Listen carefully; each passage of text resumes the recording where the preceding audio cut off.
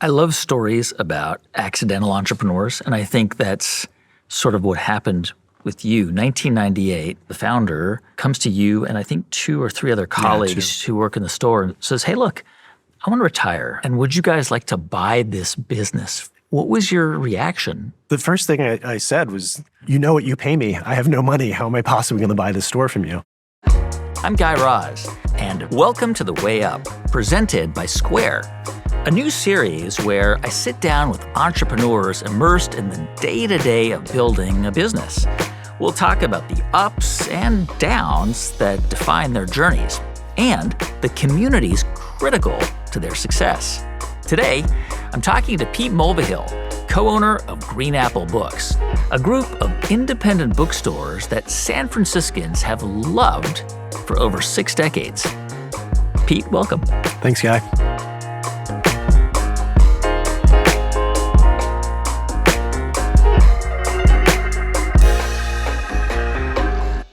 Pete, we're going to talk about how you came to own this thing. But before that happened, did you ever see yourself as an entrepreneur?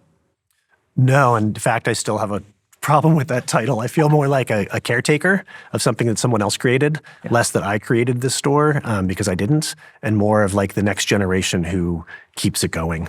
And expanded it out. You know, we found opportunities. We haven't been seeking expansion. We never actively talk to realtors or property owners about expanding. It's more keeping our eyes out, knowing other people in the small business landscape, and you know, jumping when there is an opportunity. But my wife thinks, you know, I've been telling her for 30 years, this is only going to last so long. Like, you know, we need to figure something else out, whatever my next career is going to be. And up until the pandemic, I swore by that. Okay, it's the early 90s. You are living in Oregon with ambitions to become a journalist.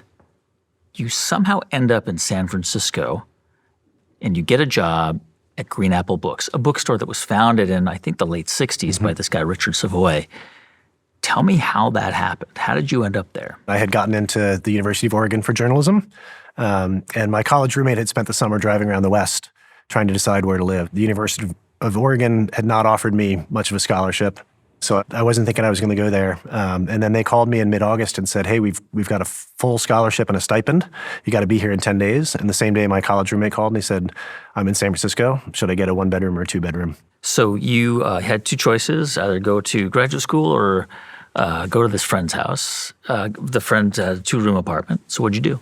Packed up the station wagon and drove across the country. I think I stopped once in St. Louis and then crossed that Bay Bridge into San Francisco and felt the sea air and was happy I was there. So I took a temp job at this bookstore, helping the bookkeeper match packing slips to invoices. And that's how I got my foot in the door.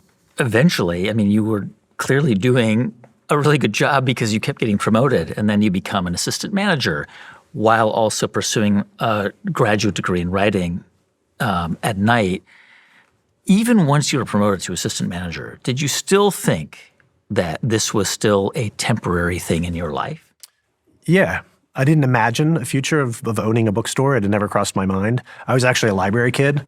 I love stories about accidental entrepreneurs, and I think that's sort of what happened with you. 1998, the founder, comes to you and I think 2 or 3 other colleagues who work in the store and says, hey, look, I want to retire. I'm done. And would you guys like to buy this business from me? What was your reaction when he put that on the table? Well, the first thing I said was, you know what you pay me. I have no money. How am I possibly going to buy this store from you? He's like, yeah, I've thought that through. So, you know, and then, I mean, even as I was wrestling with it and thinking about it more seriously and we started negotiating, even then, it ended up being a 10-year buyout. And we paid him rent as a property owner, but we also bought shares of the business over 10 years. And even in year 2 or 3, I didn't think I was going to make it 10 years. I just thought it's like buying your apartment instead of renting an apartment. I'd have equity if and when I left. So it wasn't until probably the 3rd or 4th year that I thought, you know what, like I could do this for the rest of my life. So 3 or 4 years in, you realize, okay, I'm in this thing now. I'm going to be the owner of this thing. And when did you start to develop a vision of what you wanted to do with this incredible symbol in San Francisco that was a beloved, still is, but was a beloved institution. I'd say two things. The first is sort of the Hippocratic Oath. First, do no harm. Don't screw this up. The store is beloved by the community. It's been there, when I started 25 or 30 years. So the first thing I have to do is not mess it up. The next step, which I kind of learned from the original owner, was to keep evolving. The store has to breathe. It started as 750 square feet. By the time I got there, it was 5,000 square feet. Eventually, readers could find any book they wanted online. So there was no hunt to go to a bookstore and find a book that you've been looking for forever. That kind of magic or serendipity of discovering a book that you've always wanted kind of faded. And so having a huge inventory was less important, and honing the inventory more and making sure we have what the customers want or what they don't even know that they want became more and more important. So the store has expanded and contracted over the years. Sections have come and gone. When I started, there were like 8 or 10 cases of psychology books from the American Psychology Association, Jason Aritz, and all these really heady academic publishers. And those sold really well. When the DSM-4 came out, like we could have had a midnight release party, and all these people came and dropped $80 on what to me is a textbook. Now, 30 years later, we have 2 cases of psychology, and most of it is pop psychology, self-help, or Instagram influencers who have written on a book on how to make yourself happy. The flip side would be that the kids section was small when I started there. We had, a case of kids books and some middle grade readers by probably long dead white authors. And now the middle grade section is 10 or 15 cases. Parents, at least in San Francisco, value reading a book physically with their kid. So the store has continued to evolve and try to reflect the customer's desires. And I think so adaptability was really important to me, learning how to adapt to what customers want. It sounds like you really saw this and still see this as a trust, right? That you sort of inherited this trust, that it was this business, it was beloved, you got it, you managed to, over a 10-year period, gain ownership, but it's really owned by the community. That's what it feels like. It feels like it could and maybe should be a nonprofit. It's not really about making money. It's about connecting readers with their next favorite book. And I think for all the renown that the store has, a lot of people don't know who the owner of Green Apple is. If you start to type that into Google, it'll fill out because I'm not the point. I'm not the store. People don't want to usually talk to me. They want to be in the bookstore. They want to talk to the other staff members who work there. They want to browse the stacks. Sometimes they want to talk to booksellers and get a suggestion. Sometimes they just want to be left alone. Yeah. And so it was important to me to, and natural to kind of stay behind the scenes and do the boring work to keep the store functioning. And it does have to be profitable or else we'll close. Pete, over the years, you started in this business in 1993. You've seen massive changes. First, it was big box stores that seemed to be threatening independent bookstores. Then it was online sales. And yet, not only has Green Apple survived, but it has thrived. What explains that? We actually had a group of 4 MBA students come, and I found it insulting at the time, but I'm grateful that they did. And they spent a whole semester as their graduate project trying to figure out why economically this makes no sense. You shouldn't be here.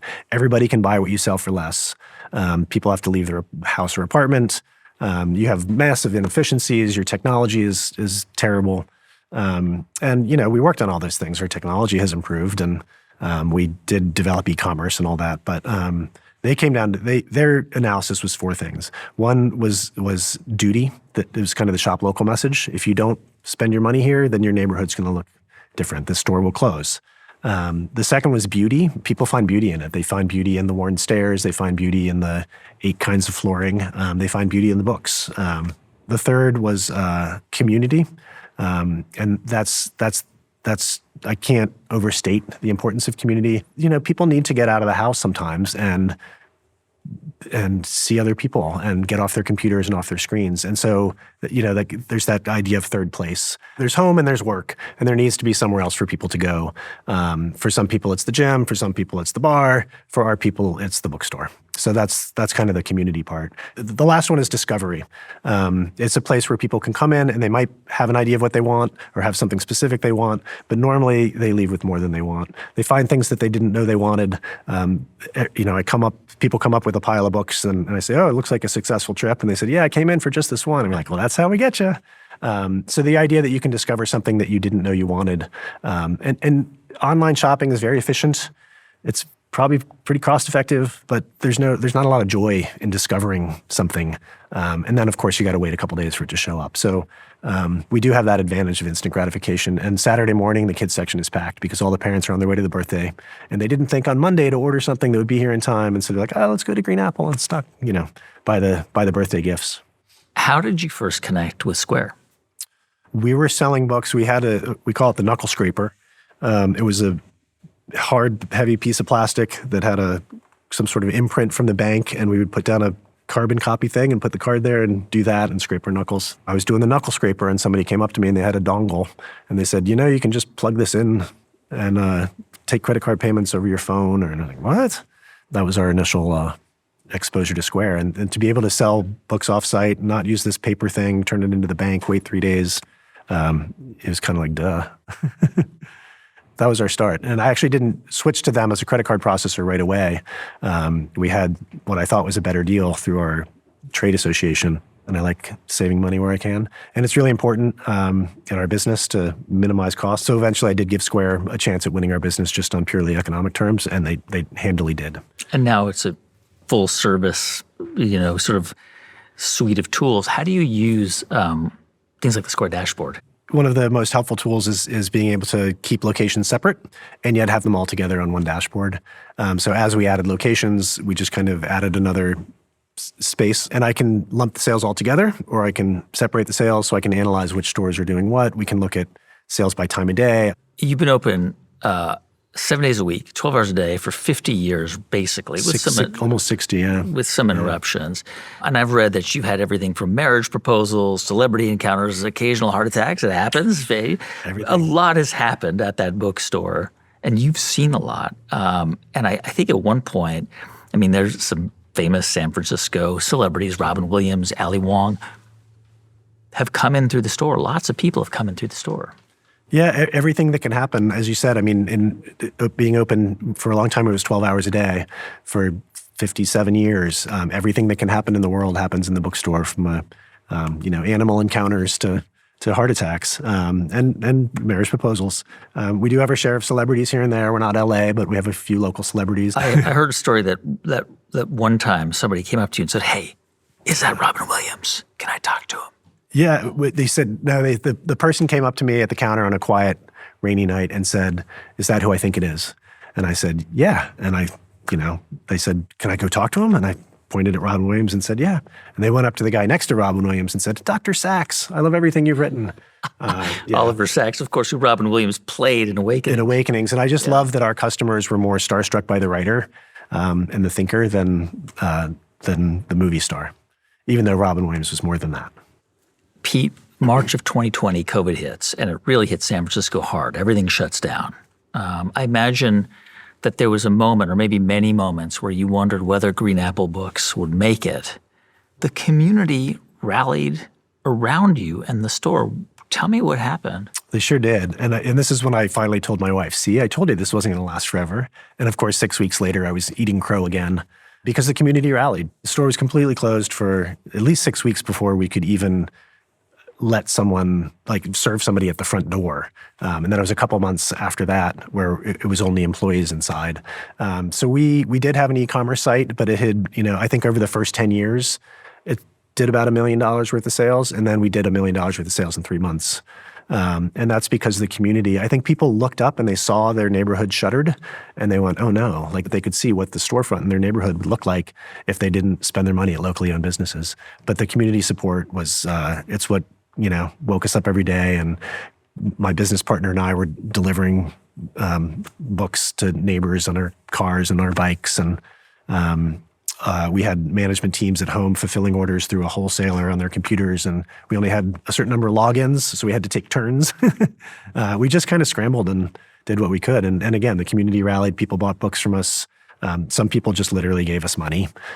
We did a little shirt that said "Stay home, read books," and I thought that would just be a cute little thing, and we sold thousands of them. There are lots of challenges running a small business, right? The cost of goods is going, the cost of labor. I mean, there are all kinds of challenges. So, I mean, and you can't raise the price of books because they are fixed, right? You've got used books that you can work with, but new books, you've got to sell them for the price on the cover. How do you work on increasing revenue without raising prices? Sell more of what's selling is one of our mantras. And again, it's something I alluded to earlier, which is if you notice that cookbooks are selling better and better, we will add cookbooks and take away psychology books or whatever. So some of that is adapting. And in the used books, one of the strengths we have is that the books really reflect the community. We get 50 people a day who come in and they offer us their used books, and we pick the ones we think we can sell and put them up. And then, people are seeing on the shelves what their friends and neighbors are reading, which kind of ties back to that community idea. We have tried to seek out more sources for used books because we do have a little more margin in them and a little more price control. Expanding to other locations, obviously, we can raise the top line, and some of our bottom line costs will go up, but hopefully the margin in between the two will be better. So there's a number of tools. We're trying to get better at marketing, reaching the customers. We have a bigger mind share than we have market share. If you ask people where they want to buy their next book, they'll tell you at an independent bookstore. If you ask them where they bought their last book, it's not going to be at an independent bookstore. So we're always, challenging our customers to remember to put their money where their values are, and to shop local. So in some of that, you don't want to guilt people into it, but you want to remind them what the joy is of putting on the pair of pants and getting out of the house and falling into your next book. You mentioned how topics have changed, psychology, and then, now there are cookbooks and contemporary politics and different issues. How do you gauge that? I mean, obviously it's based in part on book sales, but do you also spend a lot of time just talking to customers? Among the 3 stores, there's 40 staff members. So, and that's a big part of what they do is interact with customers. And customers love to ask us what to read next. And, you develop patterns and you see things that you don't carry. In fact, there was a superstore that closed in the early 2000s, and more people came to us asking for certain kinds of books that we didn't really carry. And we thought, people are asking for these. So we do try to adapt. And some of it is from data, from what you see on the point of sale system behind the scenes. You can say, we're selling, romances. We didn't used to sell romance until a couple years ago. And we'd be crazy not to sell romances because that's popular. It's what a lot of people are reading right now. And it wasn't snooty on our part. It was just that we didn't have demand for it. And then once we realized there was demand for it, we put up a bookcase worth and it sold. And you do 2. You say, okay, that's still selling. And then we just try to reevaluate that each year. And a lot of that is data that comes from the point of sale system. And then just talking to customers. How does the technology available to you now, enable you to experiment, to do things like pop-up events or to try and work with a bakery, which you do, and take a little corner of the bakery and sell books? Well, the bakery example is great because that spot is a half an hour away from me. It's downtown. It's hard to park. And I can really do everything I need to do to get the right books there and to make sure we have a good product mix and to see what's selling and to pull the dead material. I can do all that from my office on Clement Street in about 15 minutes. When the books show up at the bakery, they just change the quantities on Square and our inventory is good. I can then run reports and see what's not selling. So we can call the slowest 20 titles. We know from the other stores what's selling well and what's in demand. And so we can send them 20 new titles. Everything's simpler. 20 years ago, I would have had to go there once a week. We even used to have tags in our books so we would know how long they've been there. Now we can just, look at the POS system and see how long things have been there. So that's one example of how technology has made things a lot easier. It's amazing to me, and it must be to you to some extent, that you start there as a temporary bookkeeping help in 1993. And here we are, in 2024, talking about your bookstore that you own, that is an institution in San Francisco that you never really thought would make it in the early days, that you always wondered whether, your wife should get a different job. And here you are. I mean, it's a pillar. It's an institution. Do you ever kind of pinch yourself and just think, how did that happen? Yeah, a lot. Just as I wonder how the gray got in the beard, I wonder how I'm still doing this 30 years later. And it's, it's not me. It's I have a partner, co-owner, so he plays a big role in it. But then I have great people, 37 other people who work at Green Apple. And then there's the customers. They want Clement Street to have a good bookstore on it. So they vote with their dollars, I think customers shape the landscape of their cities and neighborhoods with how they spend money. And if they shop local, then you're going to have a vibrant Main Street with a variety of shops. And if we didn't have a certain number of people walk in and buy something every day, we wouldn't be here. So I'm very humble. I take very little. I take pride in what I do, and I'm proud of the things that I have done over the years to keep the store going. But really, it's a huge team effort by the staff, and then it's really the support of the community. But hopefully, we'll just continue to sell books to readers. Which is, at the end of the day, it's what we do. We connect readers with their next favorite book. We try to be that intersection of curiosity and discovery. Pete, thanks. Thank you. It's a pleasure. I'm Guy Raz. You've been watching The Way Up, a series presented in partnership with Square. On our next episode, I'll be joined by the power couple behind Austin's Nixta Taqueria, Edgar Rico and Sarah Mardanbigi.